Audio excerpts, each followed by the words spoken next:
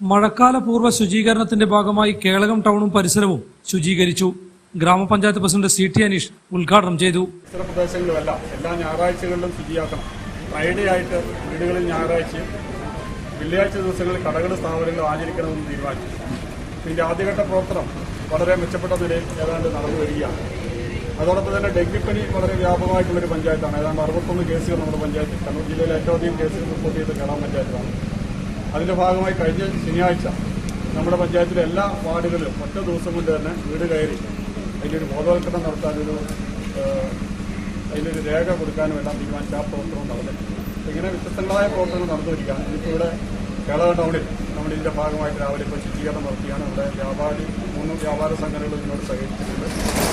NSSന്റെ കുട്ടികൾ നമ്മുടെ ഷാജിമാറ്റിന്റെ നേതൃത്വത്തിൽ ഇവിടെ എത്തിച്ചേർന്നിട്ടുണ്ട്.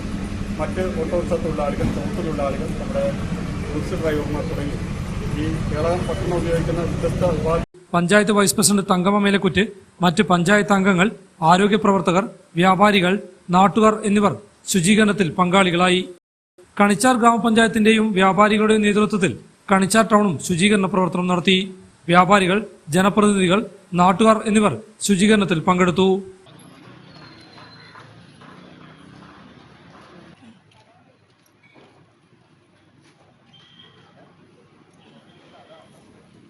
ഹൈവിഷൻ ന്യൂസ്, കേളകം.